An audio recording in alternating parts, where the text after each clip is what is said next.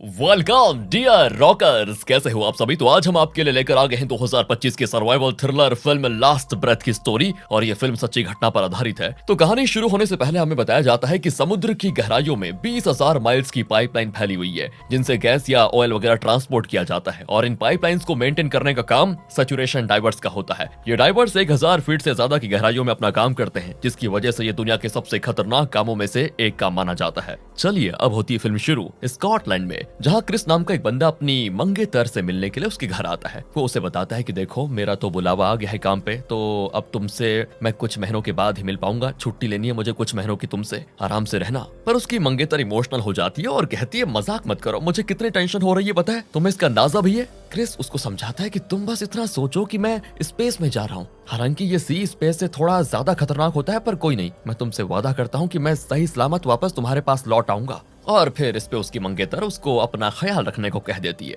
इसके बाद क्रिस के काम पे जाने का दिन आता है। दरअसल क्रिस एक सैचुरेशन डाइवर है दोस्तों। अरे वही मतलब जो समुद्र की गहराइयों में जाकर पाइपलाइंस की मरम्मत वगैरह करते हैं। इसके लिए सबसे पहले तो क्रिस को पोर्ट पे जाना पड़ता है, यानी बंदरगाह पे, जहाँ से इनकी शिप नॉर्थ सी की ओर रवाना होने वाली है। एंड वो अकेला नहीं है, शिप पे बहुत सारे लोग होते हैं जो कि शिप की बहुत ही अच्छे से जांच कर रहे हैं कि सब चीजें सही से काम कर रही हैं या फिर नहीं। बात यहाँ पे दोस्तों नॉर्थ सी जाने की हो रही थी। जरा सी भी लापरवाही इनके लिए बहुत महंगी साबित हो सकती थी। डाइवर्स का हेड होता है क्रेग नाम का आदमी, जो बड़ा मजाकिया है वैसे। वो पहले तो डाइवर्स को 3 ग्रुप में बांट देता है। तीनों ग्रुप में 3-3 डाइवर्स होते हैं। और जो क्रिस है उसको क्रेग ग्रुप 1 में रखता है। वो क्रिस को डंकन और डेव नाम के 2 सीनियर डाइवर्स के ग्रुप में डाल देता है। फिर क्रेग कहता है कि ठीक है दोस्तों, अब आप लोगों को मौका मिलेगा पूरे 28 दिन हमारे शानदार टिन के डिब्बे में गुजारने का, जिसके बाद आप सभी को 300 फीट गहराई में फेंक दिया जाएगा। समुद्र के तल में आप लोग ही मेरे हाथ बनकर मेरा बताया हुआ काम करेंगे। दरअसल हमें कुछ दूरी के खराब पाइपलाइंस को रिप्लेस करना है। ठंड भी आने वाली है, लोगों को अपने घर गर्म चाहिए ना, और बिना गैस के तो वो होने से रहा।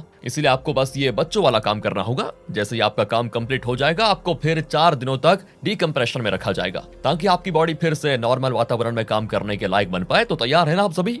इसके बाद दोस्तों इन तीनों ग्रुप को 3 अलग अलग बड़े से टिन कंटेनर में भेज दिया जाता है, जहां पे इनके रहने खाने पीने का सब इंतजाम होता है। आगे हमें पता चलता है कि डंकन क्रिस के मेंटोर की तरह है, क्योंकि क्रिस ने अपनी पहली 5 डाइव उसके ही निगरानी में की थी। हालांकि डंकन की उम्र काफी ज्यादा है, लेकिन फिर भी क्रिस की उसके साथ बनती बढ़िया है। वहीं ये डेव है ना, इसकी किसी के साथ नहीं बनती। वो हमेशा थोड़ा सीरियस मूड में ही रहता है, जो कि क्रिस को बड़ा अजीब लगता है कि ये इस तरह हमेशा सीरियस क्यों रहता है। तब डंकन क्रिस को बताता है कि अरे ये ना बस ड्यूटी के टाइम इतना सीरियस रहता है, क्योंकि काम में ये जरा से भी भूल चूक नहीं करना चाहता। दरअसल इसकी फूल सी प्यारी 2 बेटियां घर पे इसका इंतजार कर रही है ना, इसीलिए। इसके बाद क्रेग ऑर्डर देता है कि तीनों कंटेनर्स की डोर लॉक कर दी जाए। फिर इन कंटेनर्स में गैस रेशो सेट की जाती है, ताकि इनके कंटेनर में सांस लेने में कोई दिक्कत ना हो। इसके बाद इनकी शिप नॉर्थ सी की ओर अपना सफर शुरू करती है, जिसके बाद क्रेग फिर से अपने मजाक के अंदाज में अपनी अनाउंसमेंट करता है। जी हाँ दोस्तों, क्रेग तो शिप के क्रू के साथ शिप के व्हील हाउस में है, जहाँ से वो सीसीटीवी की हेल्प से कंटेनर्स के अंदर नजर रख सकता है और अनाउंसमेंट करके उन तक अपनी बात पहुंचा सकता है। साथ ही कंटेनर में लोग क्या क्या बातें कर रहे हैं वो भी ये सुन सकता है। तो क्रेग अब कहना शुरू करता है कि अब तुम लोग जहाँ जा रहे हो वहीं पे तुम अपने आप को पहचान पाओगे। समुद्र की गहराइयों में जहाँ पर घुप अंधेरा होगा, सूरज की एक किरण तक नहीं पहुंच पाएगी,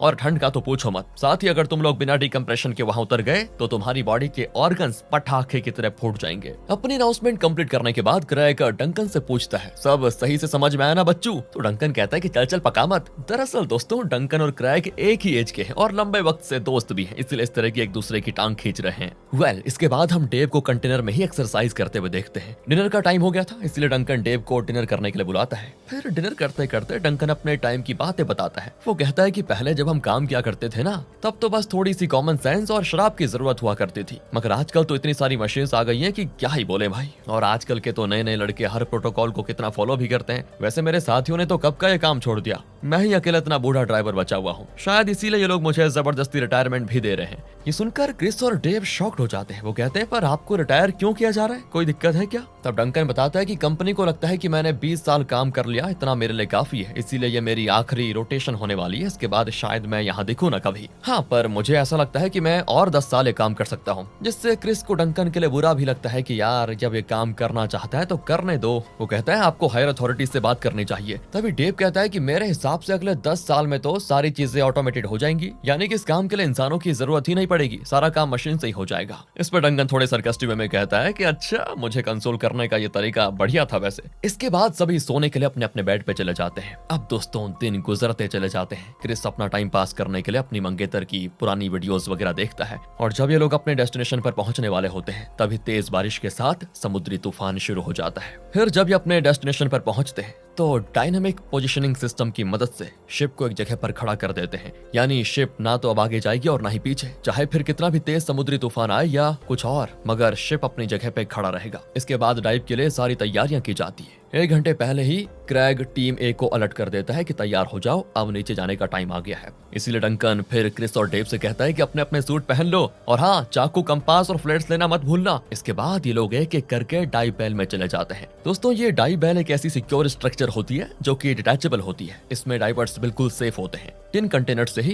ये तीनों सीढ़ी से चढ़कर बैल में एंटर करते हैं। फिर उस बैल को शिप से बाहर पुश कर दिया जाता है। शिप तो समुद्र के ऊपर होती है मगर इस बैल को वो समुद्र की गहराई में 300 फीट नीचे फेंक देते हैं एक मोटे से केबल की मदद से। मगर अभी भी बैल शिप और समुद्री सतह के बीच में ही लटक रहा होता है, जिसकी वजह से बैल में झटके महसूस होते हैं, जिससे क्रिस थोड़ा डर भी जाता है। ये देखकर डंकन की ऐसी छूट जाती है कि डर क्यों रहा है भाई, एक्सपीरियंस नहीं है क्या। फिर जब क्रैग इनको बाहर जाने का ऑर्डर देता है तो डंकन पहले डेव को हेलमेट वगैरह पहनाकर बैल के बाहर करता है। दोस्तों इस हेलमेट में काफी सारा ताम झाम लगा हुआ है, जिसकी वजह से इस हेलमेट में ऑक्सीजन सप्लाई, लाइट वगैरह के फीचर्स सब कुछ होते हैं। साथ ही इनको पहले ही अडल्ट डायपर पहनने को भी दे दिया गया था, क्योंकि यहाँ 5-6 घंटे लगातार काम करना होगा। और डाइवर्स की बॉडी से मोटी सी वायर बांधी हुई है जो कि डाइवर्स को बैल से कनेक्टेड रखने वाली है। समझ गए ना दोस्तों आप। तो पहले तो समुद्र के ऊपर शिप है जिसमें कुछ मोटी मोटी वायर्स हैं जो कि बैल को शिप से जोड़े हुए हैं। ओके, इसके बाद बैल में भी एक मोटी सी वायर है जो डाइवर्स के सूट से जुड़ी हुई है। इन्हें एम्बिलिकस कहा जाता है। इन एम्बिलिकस की वजह से ही गहरे समुद्र में डाइवर्स या बैल पानी के बहाव से बहने से बचे रहते हैं। तो दोस्तों बैल से अब मैनीफोल्ड पे सिर्फ क्रिस और डेव को ही भेजा जाता है और डंकन को बैल में रहने को कह दिया जाता है। वहां से वो डाइवर्स की सारी जानकारी ऊपर व्हील हाउस में क्रैग को देने वाला है। तो बैल से बाहर निकलने के बाद इतना अंधेरा होता है कि वहां पे डेव तो क्रिस को देख ही नहीं पाता,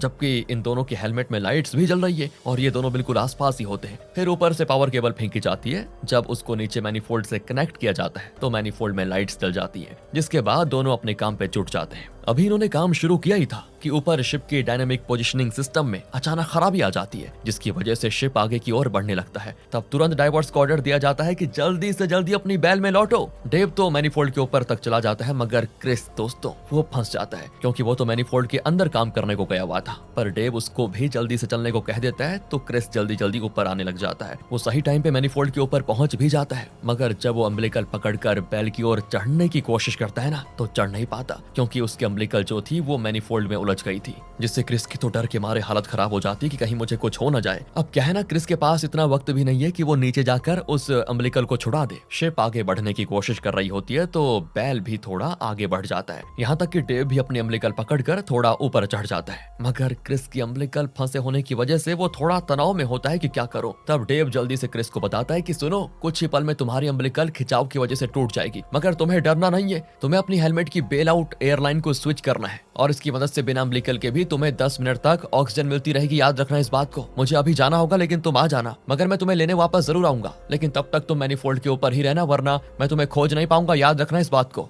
इतना कहते ही दोस्तों क्रिस की अम्बिलिकल खिंचाव की वजह से टूट जाती है। झटके की वजह से क्रिस मैनीफोल्ड से दूर फेंक जाता है। वहीं शिप आगे बढ़ने लगती है। डेव किसी तरह अपने अम्बिलिकल को पकड़कर बैल तक सही सलामत वापस आ जाता है, मगर उसे क्रिस की बहुत चिंता होती है कि उसे कुछ हो ना जाए। डंकन क्रैग को सारी बातें बताता है कि अम्बिलिकल फंसने की वजह से क्रिस तो वहीं पर रह गया। तब क्रैग ऑर्डर देता है कि शिप की एंकर का यूज करके शिप को रोक दिया जाए ताकि क्रिस को बचाया जा सके। मगर क्रैग के बाकी टीम मेंबर्स बताते हैं इस एरिया में बहुत ही घनी पाइपलाइन बिछी हुई है, अगर हम एंकर का यूज करेंगे तो पाइपलाइन डिस्ट्रॉय हो जाएगा, जिससे कि बहुत ही ज्यादा नुकसान होगा। अब क्रैग को समझ नहीं आता कि क्या करे। वहीं दूसरी ओर क्रिस बेचारा अपनी फ्लेयर लाइट ऑन करता है और किसी तरह दोबारा मैनीफोल्ड के ऊपर चढ़ने की कोशिश करता है। जैसे जैसे वक्त बीत रहा है ना दोस्तों, क्रिस का ऑक्सीजन भी खत्म होने के कगार पर आ जाता है। वो बड़ी मुश्किल से मैनीफोल्ड पे बनी जाली को पकड़कर ऊपर चढ़ने की कोशिश करता है, लेकिन फिलहाल कुछ नहीं हो पाता।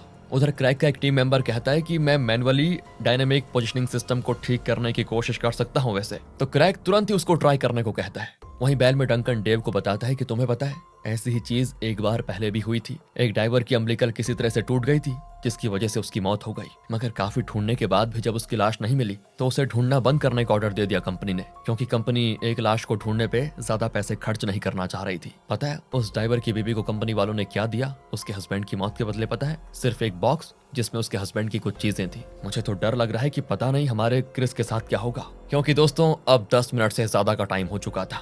अब तक क्रिस मैनीफोल्ड के ऊपर तो आ चुका था, मगर उसको लेने के लिए कोई नहीं वहां पर पहुंचा था। उसका ऑक्सीजन भी खत्म हो चुका था। वो अपने आखिरी पलों में अपनी मंगेतर की बातों को बस याद किए जा रहा था, जिसमें उसकी मंगेतर ने कहा था कि तुम्हें वापस आना ही होगा, हमें शादी करनी है और मैं तुम्हारे बिना जी नहीं सकती। उसकी बातों को याद करके क्रिस को रोना आ जाता है, क्योंकि उसकी मंगेतर का जो दर्द है ना दोस्तों, वो सच होने वाला था। क्रिस की मौत होने वाली थी। वहीं व्हील हाउस में लगातार 15 से 20 मिनट की लगातार कोशिश करने के बाद वो बंदा डायनेमिक पोजिशनिंग सिस्टम को मैनुअली ठीक करने में कामयाब हो जाता है दोस्तों। जिसके बाद ये लोग वापस शिप को उस जगह पे लेकर जाते हैं जहाँ पे मैनीफोल्ड था। इसके बाद पहले तो ROV नाम के एक रोबोट को नीचे भेजा जाता है क्रिस की तलाश करने के लिए। उस रोबोट में कैमरा वगैरह लगे होते हैं, जिसकी मदद से मैनीफोल्ड के चारों ओर ढूंढा जा सकता है कि कहां पर है क्रिस, मगर ढूंढने पर भी नहीं मिलता। जब ROV को मैनीफोल्ड के ऊपर लाया जाता है तो वहां पर क्रिस अपनी आखिरी सांसें गिनता हुआ मिल जाता है। क्रेग उस रोबोट को कंट्रोल करता है और किसी तरह उस रोबोट के कैचिंग हैंड से वो क्रिस के ड्रेस पर लगे एक हुक को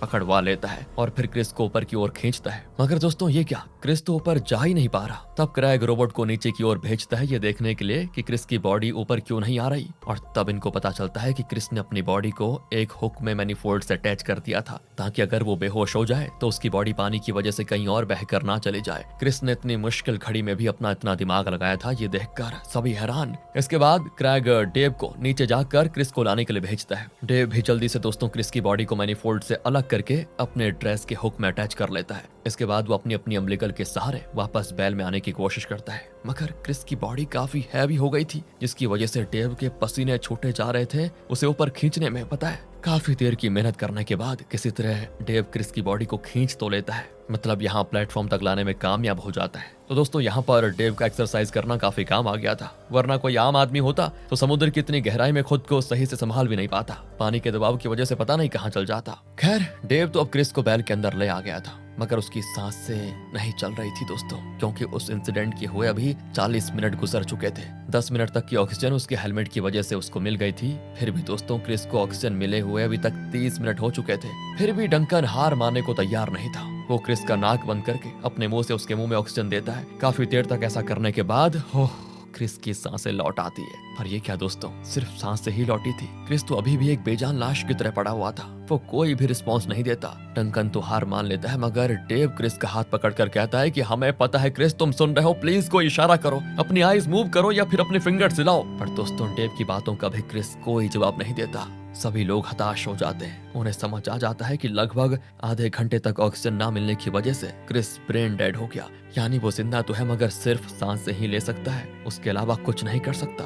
इस बात का डेव, डंकन, क्रेग और उसकी टीम बहुत दुख मनाते हैं। मगर कुछ देर के बाद अचानक मिरेकल हो जाता है और क्रिस बोल पड़ता है कि तुम सब कैसे हो, जिससे सभी के चेहरे पर रौनक आ जाती है और धीरे धीरे करके क्रिस अपनी आईज और फिंगर्स भी मूव करने लगता है। वो पूछता है मुझे क्या हुआ था? तब डंकन और डेव कहते हैं हुआ तो बहुत कुछ था भाई, मगर सारी बातें हम तुम्हें बाद में बताएंगे, पहले तो हम सेलिब्रेशन करेंगे। इसके बाद दोस्तों क्रिस और उसके ग्रुप के दोनों लोग वापस बैल से होते हुए अपने शिप के टिन कंटेनर में आ जाते हैं, जहाँ पे डेव रेगुलर क्रिस का मेडिकल चेकअप करता है। जिस मिशन पे ये लोग गए थे क्रेग उसको बिना पूरा किए ही वापस पोर्ट पे आ जाता है, जिसमें कि लगभग 1 महीने का वक्त लगता है। इसके बाद क्रिस की फुल बॉडी चेक की जाती है, मगर बढ़िया है, उसे कोई खास परेशानी नहीं होती। जिसके बाद क्रिस जाकर अपनी मंगेतर से मिलता है। वो पूछती है अरे इतनी जल्दी कैसे आ गए, काम तो कुछ महीनों का था ना। तब क्रिस उसे बताता है कि दरअसल हुआ ये था कि एक डाइवर था, उसकी अम्बिलिकल वायर टूट गई थी, जिसकी वजह से मिशन को बीच में ही रोकना पड़ा। पूछती है वो कौन था वो डाइवर, कैसा है अब? क्रिस जवाब देता है कि ठीक है वो। मगर क्रिस के हाव भाव से दोस्तों उसकी मंगेतर को समझ आ जाता है कि वो हादसा किसी और के साथ नहीं बल्कि क्रिस के साथ ही हुआ था। जिसके बाद तो वो सुन रह जाती है और अपना सर पकड़ लेती है कि बहुत बड़ी मुसीबत होने से टल गई। तब क्रिस उसको हक करके कहता है मुझे तुमसे कोई जुदा नहीं कर सकता, मुझे तो किसी भी हाल में तुम्हारे पास वापस आना ही था। फिर दोनों किस करते हैं और इसके बाद हमें बताया जाता है कि क्रिस की इंसिडेंट एक रियल इंसिडेंट है दोस्तों। एक्सपर्ट्स भी हैरान थे कि आखिर आधे घंटे तक ऑक्सीजन ना मिलने के बाद भी क्रिस जिंदा कैसे बच गया। इसके बाद हमें ये देखिए रियल क्रिस की शादी उसकी मंगेतर से होती हुई दिखाई जाती है, जिसमें डेव, डंकन और क्रैग भी शामिल है। इसके बाद इन्होंने जो पाइपलाइन रिप्लेसमेंट का काम अधूरा छोड़ा था उसे पूरा करने जाते हैं और इसी के साथ दोस्तों ये हैप्पी एंडिंग के साथ अच्छी मूवी खत्म होती है। बाकी आप बताइए आपको वीडियो कैसी लगी।